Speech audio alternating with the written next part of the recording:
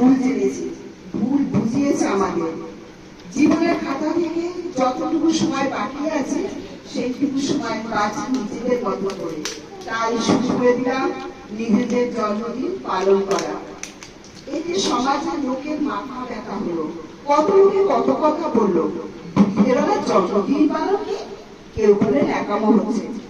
আমাদের ইচ্ছে হয় কেউ আমাদের জন্মদিন পালন করুক, আমরাও তো মানুষ, মেয়ে হয়েছে তো কি হয়েছে। কারণ নেগেটিভ কথা শুনবো না। আমাদের দেখে উৎসাহিত প্রেরণা পেয়ে আমাদের সঙ্গে যুক্ত হয়েছে দিদি, আমার বৌমা। হেমন্তের আগমনে প্রকৃতিতে খুশি আনন্দ, তাই প্রকৃতি সেজেছে নূতন রূপে। গাছের নরম কচি পাতার ফাঁকে ফাঁকে প্রভাতের রবির স্বর্ণালী আলো সুনীল আকাশের হাতছানি দিয়ে বলে সকলকে, ওঠো, আজ দেখো খুশি হাওয়া বইছে চারিদিকে, দেখো প্রকৃতি কিভাবে সেজেছে। ঘাসের পাখায় শিশির বিন্দু মুগ্ধ বুদ্ধি ছড়াচ্ছে, জল জল করছে, শিউলি ভিজিয়েছে চাদর, পাখির কলকানে গেয়ে ওঠে আনন্দের ধারা, বয়ে চলে সুরের শব্দ লহরী। ফুলে ফুলে মৌমাছি পাড়ে গুঞ্জন, খুশিতে রঙিন পূজা ফুটে আনন্দ মেলে রানা। তান শিবে শব্দ লাগে, সঙ্গীতের সুর ভেসে আসে ভোর থেকে।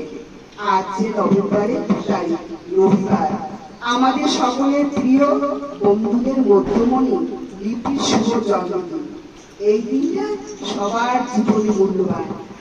চাকদা পালবাড়ির সকলে ব্যস্ত সেই দিনটার জন্য, কারণ আজকের এই দিনে চাকদার পালবাড়িতে মা লক্ষ্মী ভদ্রের কোলে আলো করে পৃথিবীতে আলো দেখেছিল ছোট সোনামণি দিদি।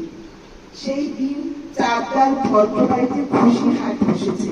লিপির বাবা পুলিশিয়ারি ভদ্র খুশিতে আত্মহারা, আত্মীয় স্বজন পাড়াপড়শি সকলে খুশির আনন্দে সামিল হয়েছে, মিষ্টিমুখ করেছে। কুলধ্বনি শঙ্খধ্বনি দিয়ে পরিবারের মধ্যে ঢেউ খেলে গেল। বাবা পুলিশিয়ারি ভদ্র সকলকে বললেন, আমার ঘরে মা লক্ষ্মী এসেছে, আমার ঘরে মা লক্ষ্মী এসেছে। সত্যি লিপি, তুমি লক্ষ্মী, গুণে সরস্বতী, তোমার গলায় সরস্বতী বাস, তোমার গান শুনে সকলে মোহিত হয়ে যায়।